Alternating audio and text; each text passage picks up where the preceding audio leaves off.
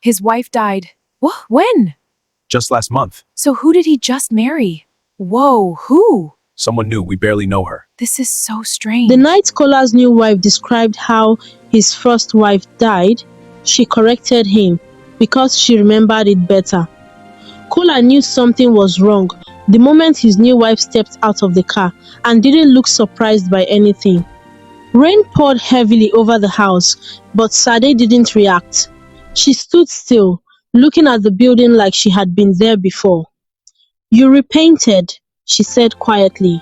Kola frowned. "What?" "It used to be darker." Kola froze. He had never told her that, not once. Inside the house, the staff welcomed her warmly, but she barely acknowledged them. Instead, she walked straight to the staircase, paused, and stepped over the third stair. Kola stopped breathing. That step had been broken months ago and fixed in secret. No one knew about it except him. Dinner only made things worse. "You still don't like your rice too soft," she said casually. Kola dropped his spoon. "I never told you that." She looked at him calmly. "You don't have to." That night, Kola couldn't sleep. At exactly 2:59 a.m., his eyes snapped open. There was no sound, no dream, just a feeling like someone had been waiting for him to wake up. He turned, and Sade was already awake, staring at him. "You keep remembering it," she whispered. Kola's voice trembled. "Remembering what?" She leaned closer. "The way she tried to breathe." Kola jerked back in fear. "What are you talking about?" Sade smiled faintly, and for a brief second, her face changed. Not completely, but enough.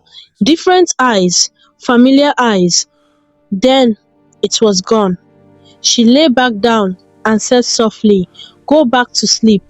But Kola couldn't move because deep down, he already knew this was not normal. Later that night, as he forced his eyes shut, he heard her whisper in her sleep, "Next time, dig deeper." By the third night, Kola stopped asking if something was wrong and started asking himself who was inside his wife. Every night at exactly 3:13 a.m., Sade would sit up slowly, like something was waking her. "You're getting stronger," she whispered one night.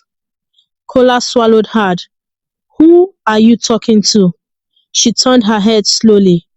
"You don't hear her yet?" The next morning, Kola checked the security footage with shaking hands. At 3:13 a.m., he saw himself sleeping and Sade sitting up. Then the screen glitched for exactly 7 seconds. When the footage returned, Sade was no longer lying in bed. She was standing beside him, staring down at his face while he slept, smiling. Kola slammed the laptop shut, his heart pounding. That evening, he followed her. No more denial, no more pretending. Deep down, he already knew where she was going. The taxi stopped, and Kola's world collapsed. It was the burial site. Sade stepped out and walked straight to the exact spot without hesitation, like she had always known where it was. Then she spoke softly. "You didn't even dig deep." Kola rushed forward and grabbed her shoulders. "Who are you?" She didn't react. She simply looked at him and smiled. "You watched me die." His grip weakened. "You counted the seconds." His knees began to shake. "You checked my pulse, just to make sure I was gone." Kola's voice broke. "Morenike." She shook her head slowly. "No." Then she looked straight into his eyes and said, "I'm what you left unfinished." In that moment, something hit Kola's mind like a storm. He remembered the soil, the movement, the faint breath. His heart dropped because he didn't just bury her, he heard her, and he still left. Kola stumbled backward, shaking. "No, I checked. I checked."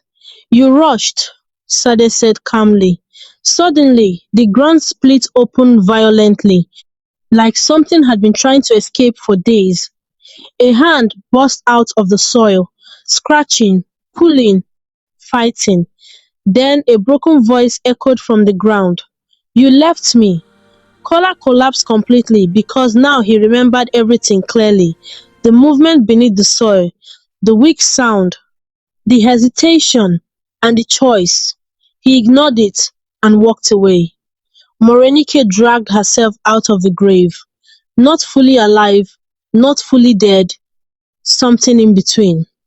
She looked at Sade and Sade looked back. Then both of them smiled at the same time. You split me, Morenike said.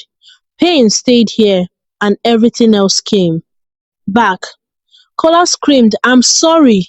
They stepped closer, speaking with the same voice from two different bodies. Sorry came too late. Darkness swallowed everything. The next morning, the police arrived.